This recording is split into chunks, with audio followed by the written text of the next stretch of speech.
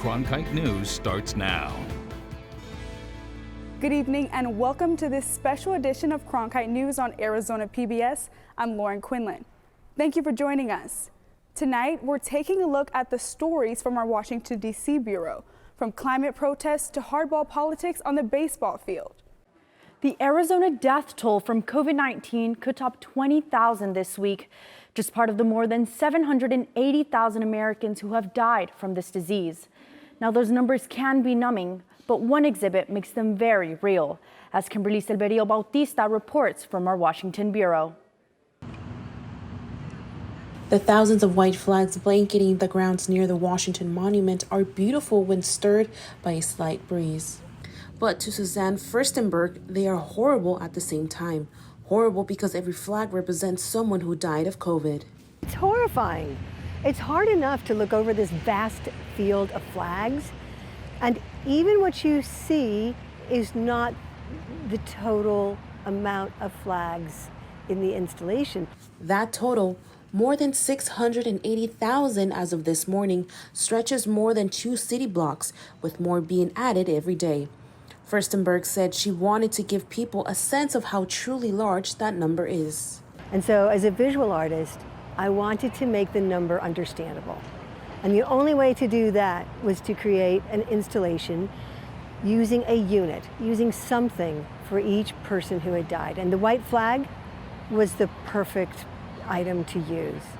The installation, called In America Remember, had the intended effect on Dwayne Burns, who wandered the field this week with his wife. Well, the thing that strikes me most is that it's just unbelievable how many people have died from this disease. You always hear figures about how many people died in the Civil War, and this dwarfs that now. Some of the flags bear names of people who have died and a message from loved ones left behind. People like Chicago resident Lulu Hausen, who came to honor an uncle who died in January. Hausen said she came to D.C. specifically to write a message to him. Just that we all love you, we all remember you, you're never forgotten. Furstenberg will keep adding flags every day until Sunday at sunset.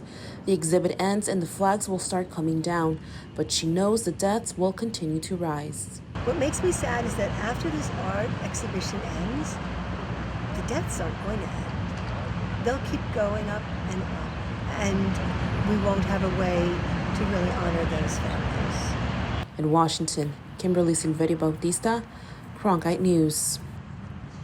Volunteers working with the artists are filling out flags with dedications from people who can't make it to Washington, and they will be accepting dedication requests until tomorrow for placement on the exhibit.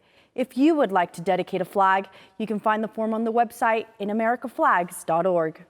The images are familiar and frightening. The violent clashes as thousands stormed the U.S. Capitol in January to reverse the election. Now authorities are bracing for another rally related to January 6th, as Simon Williams reports from our Washington bureau. On January 6th, when protesters stormed the Capitol, there were few barriers between them and the seat of democracy. But that's not the case for the protests expected here on Saturday. Metal fences backed by cement barricades were put up in the middle of the night Wednesday in anticipation of Saturday's Justice for January 6th rally.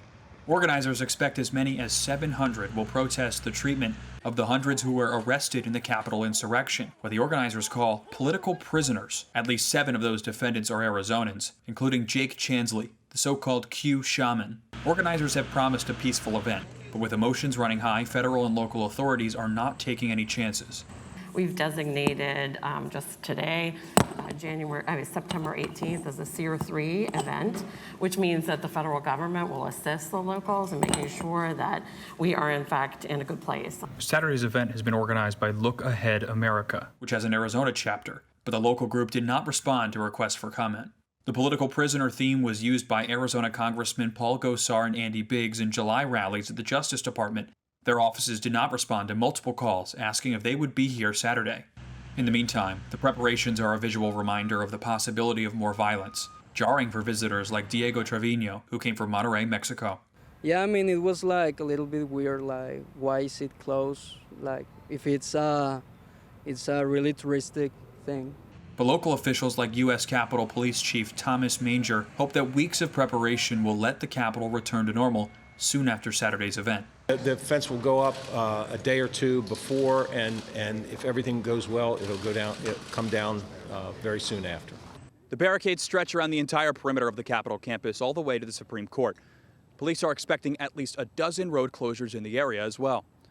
In Washington, Simon Williams, Cronkite News. In addition to the Capitol Police Force, local police agencies have been put on call, and the department has asked the Pentagon for the ability to call on the National Guard if needed. Undocumented migrants at the Nogales border are being denied more than just entry to the U.S. They're being denied their rights, according to a recent report. Cronkite News reporter Kimberly Silverio Batistas has details from our Washington bureau. A recent report documents 35 cases of what migration advocates call abusive treatment of immigrants turned away at the Nogales border crossing over the past year. The way that they're treated in such an undignified manner, their dignity, the dignity of the immigrant is totally forgotten.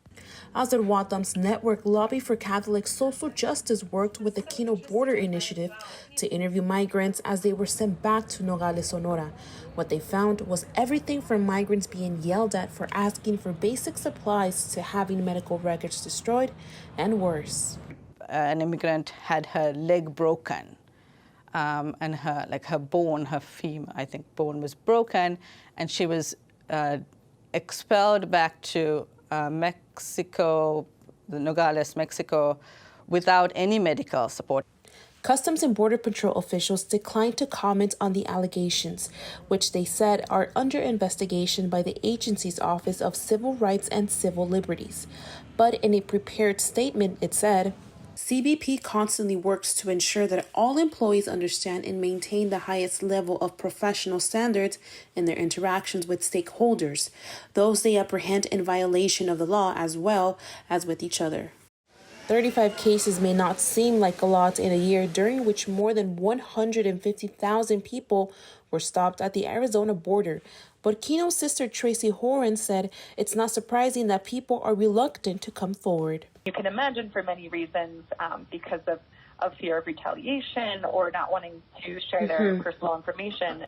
Azar Watham and other organizations have said the main issue is with CBP is having an abusive system. There's a culture of systemic abuse in the CBP, and they enjoy a level of impunity which makes it continue. We reached out to the union representing Border Patrol agents, but officials there did not respond to several requests for comment on the report. In Washington, Kimberly Silverio Bautista, Cronkite News. The advocates said they outlined their findings in a February letter to Homeland Security Secretary Alejandro Mayorkas. They said they got a response on individual cases, but that Mayorkas did not address what they call the systemic issues they found. Former Arizona Senator Jeff Flake was on Capitol Hill today with Cindy McCain, widow of late Senator John McCain. They were there to testify their nominations from the Biden administration to ambassador posts. Nominations that are all but locked up if today's hearing is any indication. Simon Williams reports from our Washington bureau. Confirmation hearings can be contentious, but today's hearings before the Senate Foreign Relations Committee was more like a Senate family reunion, a phrase used more than once by committee members, who joked occasionally through the 2-hour hearing. We have to have a little fun here, otherwise it's tough to get through the day. President Biden nominated Flake to be ambassador to Turkey, and McCain as an ambassador to the United Nations Agencies for Food and Agriculture in Rome. While both were prominent never-Trumpers, Republicans who publicly endorsed Biden in 2020, today's questions focused on policy, not politics. Flake was pressed on how he would hold Turkey to account while reestablishing frayed U.S.-Turkish relations. So there are some things that we can build on. But as you mentioned, there are a lot of issues that are challenging, and we'll work with them where we can, challenge them where we must. McCain says she wants to expand collaborative efforts from private-public partnerships and make sure other countries contribute to hunger relief. I also want to encourage new donors and more country involvement. We carry the load of this, which we do brilliantly. But I would like to make sure that we are able to bring in more people, more ideas, as I said, and more countries to be a part of this. It's important. Flake said it was an honor to be nominated beside McCain. It's just gratifying to be with Cindy. It's just great to see her nominated for this post. She'll be awesome with it. It's just an honor to be on the same panel. Menendez captured the tone of the hearing when he joked with the pair afterwards that it was the Arizona caucus. No date was set for a committee vote on their nominations, but with Congress facing an infrastructure vote and a possible government shutdown, it's not likely to be soon. In Washington, Simon Williams, Cronkite News. Now, we asked Flake for an interview after the hearing, but he declined, saying he did not want to go on camera before a confirmation vote is held. However, he did say he's looking forward to moving ahead in the process and serving as ambassador. The White House today released a comprehensive strategy to address climate change and pave the way for what it calls a climate-resilient economy. But as Kimberly Silverio Bautista reports from our Washington bureau, that is not enough to satisfy protesters. Hundreds of demonstrators marched down Pennsylvania Avenue this morning, demanding that President Joe Biden declare climate change an emergency. We're asking him to stop the fossil fuels projects and declare a national climate emergency. And the very important part of that, we need for our President Biden to be bold in creating restorative justice. Donna Hoffman came from Texas to join the People versus Fossil Fuels demonstrations, which have been going on every day since Monday. The protests drew environmental and tribal groups from across the nation, including 11-year-old Love Hopkins, a Native American youth from North Dakota, who said many indigenous people feel betrayed by Biden. We voted for him for a reason, because we trusted him. And he betrayed us. We're tired of all the lies. We're tired of all of it. That's why we're here in D.C., to let him know that we're still here. The demonstration ended up here at the west front of the Capitol for more speeches, and where some of the demonstrators plan to get arrested. Demonstrators stood in the middle of Pennsylvania Avenue and 3rd Street, then sat down in the intersection where they were arrested without incident. It was more a peaceful encounter than Thursday, when some protesters clashed with police as Native activists staged a sit-in at the lobby of the Interior Department. Hoffman thinks the protests are needed, but that Biden should act without having to be prodded by demonstrations like this. Well, we want him to take bold action to be the climate president that he wants to be before Glasgow. So he can do a lot with the stroke of a pen. In Washington, Kimberly Silverio Bautista, Cronkite News. On Wednesday night, the annual congressional baseball game pit Democrats against Republicans, but it wasn't your typical hardball politics. Lots of offense was on display as teams combined for 25 runs on 22 hits. Simon Williams has more from our Washington bureau. Congressional bigwigs got the big league treatment here tonight in the congressional baseball game for charity, but it certainly wasn't major league caliber baseball on the field. While the play wasn't spectacular, it was all the more fun for the fans who got to see their representatives on the diamond. Arizona Congressman Ruben Gallego and Greg Stanton suited up for the Democrats. Stanton represented a local school with his uniform. This represents Mesa Community College. We have the best community college system in America, and I have one of the best community colleges in my district. So I wanted to honor the young players on the team and the school, and they gave me a couple of uniforms, and I told them I wear both. Stanton went 1 for 2 with the double, while Gallego cheered from the bench. It's a tradition dating back to 1909, and one he enjoys the most. It helps me build great relationships with my teammates, and we need that in Congress. We're dealing with some very important issues, some very contentious issues.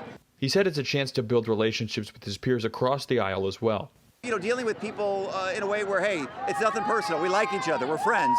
That helps make the legislating process a little bit easier. Bipartisanship only goes so far, as Stanton's 7th-inning pop-out sealed the Republicans' 13-12 win. As Stanton said, it was a brief respite in contentious D.C. politics. We'll be back at it tomorrow, trying to get through an infrastructure bill and stop a looming government shutdown. At National Spark in Washington, Simon Williams, Cronkite News. The Republican win was the first in 4 years and just the second in more than 12 years against the Democrats. But it gives the GOP a one-game advantage in the series with 42 wins compared to the Democrats' 41 and one tie in 1983. Despite medical advances against the disease, COVID-19 has still been the deadliest pandemic in U.S. history. And frontline workers have been hit especially hard. That fact was recognized on Capitol Hill this week as Kimberly Silverio Bautista tells us from our Washington Bureau. Images, candles, foods, and flowers. Typically, Dia de los Muertos altars like this are set up to honor family members who have died. But this memorial on Capitol Hill had a slightly different focus. The essential workers are Latinos and Latinas that put their lives at risk, died to serve, and maintained our country during the worst pandemic of our generation. So you put a pack of cigarettes, you put some cookies. California Congressman Raul Ruiz said the event hosted this week by the Congressional Hispanic Caucus was the first time Dia de los Muertos, the Day of the Dead, has been officially marked on the Hill. Members came to honor a specific essential worker who died during the COVID-19 pandemic. Some, like House Speaker Nancy Pelosi, even offered a few words of remembrance. Almost 750,000 Americans have died from the coronavirus, more than 21,000 of them in Arizona. Studies have shown that essential workers, those in healthcare, agriculture, the service industries, and more have been among the hardest hit. Arizona Congressman Greg Stanton stopped by to pay his respects and honor the deceased. Stanton said the country and Arizona did not handle the pandemic well. But learning that lesson, he said, is just another way to honor those who died. We need to learn the lessons. That's one way we can honor the people that are being honored here at this event. In Washington, Kimberly Silverio Bautista, Cronkite News.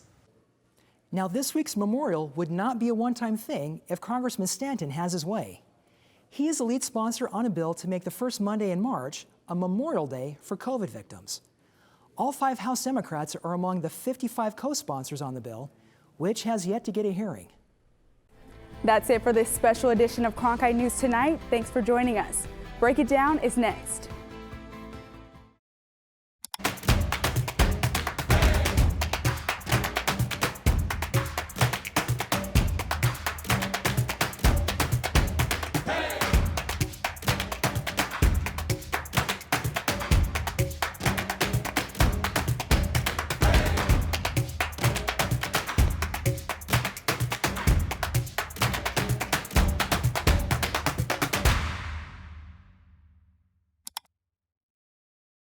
I was so excited when I learned that I was going to be the next moderator of Washington Week. I was incredibly lucky to be mentored by Gwen Ifill, and what that gave to me was this confidence that I could be my full self and that I was deserving of whatever spaces I was in. Welcome to Washington Week. I also feel this great joy in taking the helm of Washington Week, knowing that I can mold it and make it my own, but also make sure that it is still within the legacy and the tradition that made it so great for all of these years.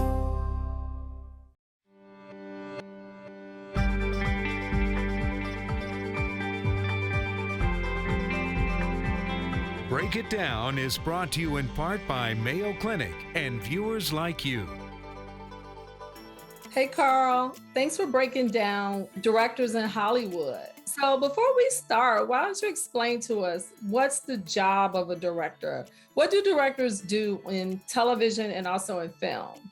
The primary objective of a director is to tell the story in a lot of different aspects. That's the narrative, bringing the script to life, wardrobe, hairstyle, special effects, visual effects, locations, things like that. All these different elements are comprised to tell, the story. And the director is like the steerer of this vision that brings the story to life. So you move the vision forward. Moving the vision forward, correct. Yeah, it usually always starts with the script, and you interpret the script, and by bringing the script to life is how the director moves the story forward and elevates it and keeps it going further.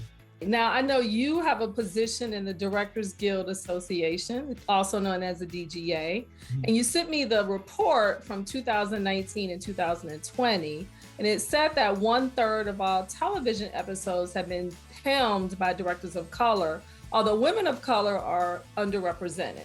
So why should we care about having diverse directors tell our stories? Or what's the strength of having diverse directors on TV and also in film? It's about perspective. Each director brings their own individual perspective. It's based on their own experiences, know-how, and things of that nature. So when they apply that to the story, it gives you an opportunity to see the story from a different point of view. So the more diverse a director, you can bring a point of view that someone may not even thought of because they never experienced that or something like that. So having diverse directors come to the table to tell stories, once again, elevates the story and can take the story even further than once imagined. And so it was interesting to read those reports because there have been significant changes, though still there's a lot of work to do, especially when you think about the representation based on the proportion of Blacks or Latinx in the US population. But from the past couple of years, there's definitely been changes in terms of diversity behind the camera as well. Now, what advice would you have for future directors, particularly directors who belong to underrepresented groups like women of color, like Latinos, which are underrepresented according to the DGA? Off the bat, learn their craft. It is a craft. It's not something you just throw some on the wall and see what sticks. You want to learn the craft, master the craft, study the craft, always keep studying the craft. I'm a constant student. I'm still a student. I still learn. So every time I do something in the directorial capacity, I'm learning a different lesson that I can apply to the next endeavor. So constantly keep learning, keep growing, keep studying. And then because of technology today, you can shoot, edit, and post a film on your phone. So because technology allows you to make content a lot easier, more efficiently, I say make as much content as you can, build your own audience while studying the business of the industry, because that's just as important. Knowing the business of the industry and the language of the business and knowing, who to reach out to, how to reach out to them, and how to be appropriate in the movement is that would be the biggest advice I would give to young filmmakers, because there's so much potential. There's so much different opportunity because of where we are today. The studios were at one point in time the only gatekeepers into getting content out. The internet has shattered all of that. So you can create your own mini studio in your basement if you have the know-how, the passion, and the drive. And that's another thing. Let your passion and let your drive fuel you to pursue your craft. Now, as a Black director in Hollywood, what adverse experiences have you faced? Oh, well, the biggest was lack of opportunity. I've been at this for a long time. Just trying to find, opportunities that to maximize that can fuel you into a career, which is why I started off as an independent filmmaker. Because I realized, as an independent filmmaker, no one's gonna hire you, so you hire yourself. No one's gonna write for you, so you write for yourself. So it makes you self-efficient. It gives you an independent mind state of, I'm gonna get it done with or without you. And having that mindset helps, keep you going, helps give you momentum, getting your projects out there, help building your brand, building your reputation, building your resume, so that when the opportunity comes your way, like happened for me, I was able to maximize the opportunity to take my career to another level. Now, you started off in film and now you've been working in television. Do you think you'll go back to film at some point? Absolutely, yeah. Mm-hmm. With the right project, because like I said, it's a constant learning process. It's a cumulative learning process. And the filmmaker I am today is not the filmmaker I was 3, 4, 5 years ago. So with the right opportunity, with the right project, I would jump all over a feature. And working in episodic television, it's a great way to really hone the craft of storytelling, because you're working with so many master storytellers in various departments. And that's, when I say that, it's not just a writer, director, and actors, which are also great storytellers, but wardrobe is a storyteller. Hair, makeup, props, location, they all tell the story. So when you work with people that have been doing this for so long, you start to pick up little tricks and trade from them that you can incorporate into your own repertoire, so that, when it's time to tell your story and your vision, in the feature film landscape, you're able to just go very, very far with that. Okay, so my next question, I guess it has two parts. One, what does Hollywood need to do to get more diverse directors behind the camera? And I guess part B for that is, what's your advice for showrunners? Because showrunners are also sort of calling the shots in terms of who's working behind the camera. So I think they're parallel, but slightly different. It's a twofold thing. They have to open the doors for more opportunities, and filmmakers have to be ready to seize these opportunities. That's why education on the filmmaker side is so important. So that when you do get an opportunity, because God forbid you get an opportunity and you drop the ball. Right, you squander it. Right. It's not just you dropping the ball. And that's how I approach it. Like, when I step into the director's chair, it's not just me in this director's chair. I'm representing for every filmmaker of color with this opportunity. So that if I can open the door just a little bit for the next man or woman behind me, that's even better. So that's part one. Part two, in terms of studios and networks and things of that nature, it's really just constantly pounding the pavement and kicking that door open wider and wider and wider. You have people like Spike Lee and John Singleton who've been trailblazing paths, giving people opportunities that led to careers in various aspects of the industry. Teamsters, drivers, all the way to various unions and so forth. So this concentrated effort on both sides is what it's gonna take for us to move the door. And for showrunners, it's really about them being exposed to people they don't know about. It's them getting out of their comfort zone, which is much easier said than done because, number one, the showrunner's time is they're such a busy group, a showrunner, because the projects they work on are so time consuming. They don't really have time to be exposed to other people. That's why you have to have people in your circle to hip you to different people. So, it's really about being exposed to new filmmakers with new perspectives, new visions, new points of view that are fresh and interesting. And that's going to help keep, storytelling relevant in the episodic as well as the film landscape. Well, you've given everyone their assignments. Thank you for breaking down being a Black director in Hollywood. My pleasure. Love you, sister. I'm proud of what you're doing because these messages, information need to get out because you don't know what you don't know. Thank you. I appreciate that. See you later.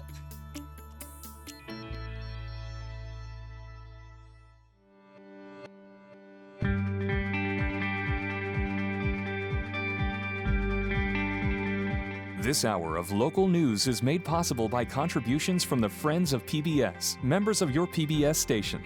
Thank you. If you have comments about Arizona PBS News, please contact us at one of the addresses on your screen. Thank you.